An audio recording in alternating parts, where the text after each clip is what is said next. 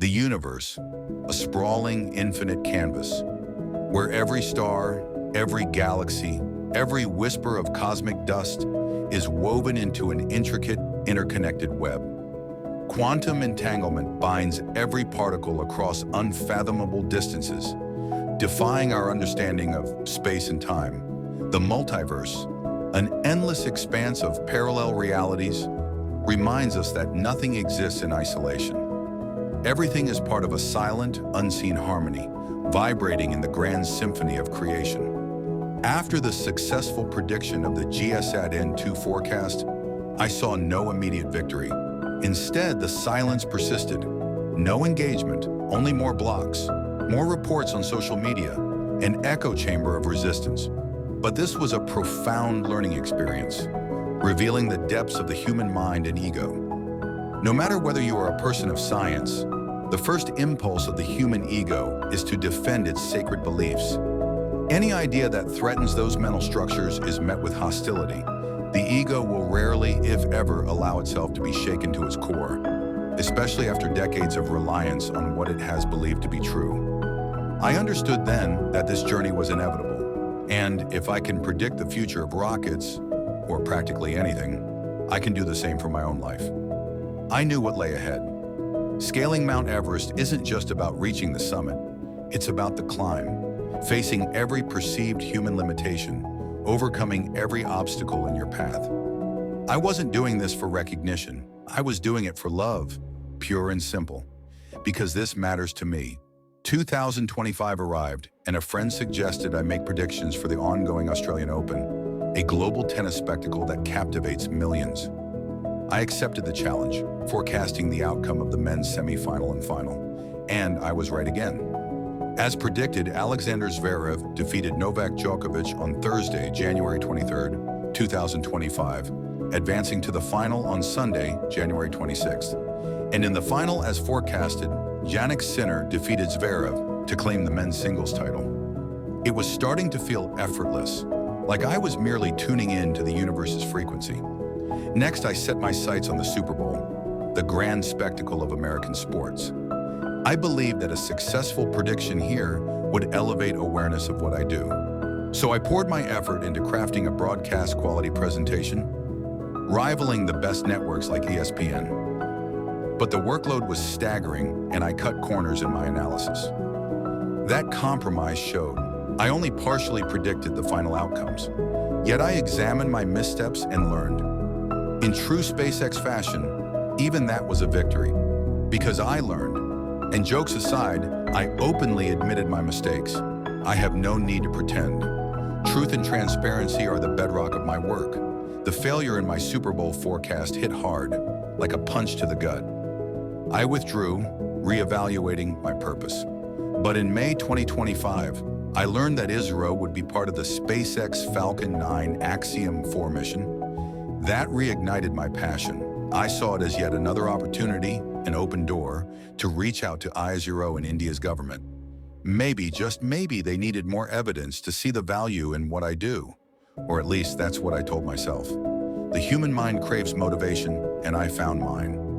On June 9, 2025, Axiom Space announced on X, the Axiom-4 crew is now scheduled to launch to the International Space Station on June 11th at 8 o'clock Eastern Daylight Time from Launch Complex 39A at Kennedy Space Center. Since ISRO was involved with astronaut and IAF Group Captain Shubhanshu Shukla, and given that this was a matter of national pride, I decided to analyze the flight, thinking they might appreciate it. But as usual, they didn't, just as you will discover later.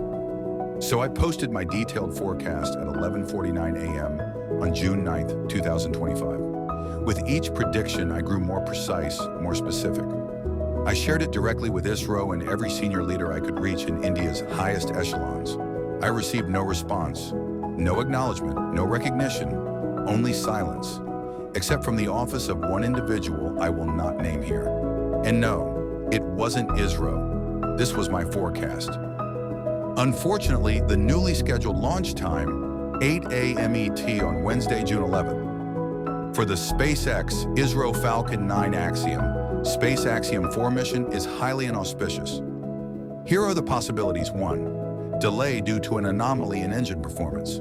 Static fire test data might reveal a serious issue, leading to a no-go decision. The booster might need replacing, causing delays. 2nd, sudden mishap or fire prior to liftoff, resulting in automatic cancellation and a halt in the launch sequence. 3rd, mishap or fire during liftoff, ascent, or booster landing, requiring emergency evacuation of the crew. 4. If the launch proceeds at the scheduled time after addressing these issues, the crew's experience will be marred by stress, disunity, miscommunication across language and national barriers, health issues, and an inability to function as a cohesive unit. Given the hate and racial tensions Indians are experiencing on social media, let's not be surprised if blame is placed on the honorable Indian pilot from ISRO. 5. The planned Indian delicacies, Gajar ka halwa, Moong dal halwa, and Am Ras, are unlikely to succeed either because they are not fit for consumption or cause digestive or health issues for the astronauts. As you can see, this is a risk not worth taking, especially given the human lives involved and the legendary reputation of Falcon 9. The backup launch time of 7:37 a.m. ET on June 12th isn't ideal either. I'll consider it only after this window passes. And as always, there was no response, only more derision, blocks, and reports. Nothing had changed. Still, I was right again. All of this was later confirmed by SpaceX. First, I predicted that the static fire test could reveal a propulsion issue serious enough to halt the mission.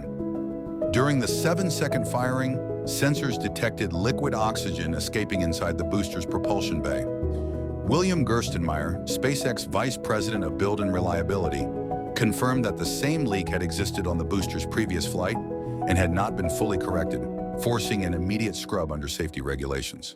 Second, I stated that any pre-launch leak or mishap would cancel liftoff. SpaceX announced, "We are standing down from the Axiom-4 launch tomorrow to further address the liquid oxygen leak," and they never began fueling. Third, I noted that hardware repairs would be necessary before another attempt. Engineers installed a purge line to blanket the leak area with inert gas and replace components to restore a proper cryogenic seal. Fourth, I suggested that additional engine control issues might arise. Gerstenmaier later confirmed a thrust vector control fault on Merlin Engine 5, and affected hardware was being replaced. Fifth, I warned that schedule slips would increase crew stress. With the next launch date still to be determined, the multinational crew faces extended quarantine, tighter timelines, and heightened media scrutiny. From a scientific standpoint, LOX stored at -183 degrees Celsius becomes brittle, and in a confined space, an oxygen leak drastically lowers ignition thresholds. This can cause normally non-flammable materials to ignite. The thrust vector control fault reduces steering authority during critical ascent and landing phases, making prompt correction essential. In summary, my astrological forecast of a LOX leak, pre-launch abort, hardware fixes, control system repairs, and mounting crew pressure has been fully validated by SpaceX's own statements and actions. Falcon 9 remains a premier launch vehicle, yet this episode proves that even cutting-edge engineering must ultimately align with the stars. With this victory, my confidence soared. I had the knowledge, the evidence, and the experience. I was ready to forecast all the way to the mission's end. I was determined to see how long they'd ignore me, pretend I didn't exist. But they are stubborn, very stubborn, and now they've met their match. Find out what happens next in Episode 8.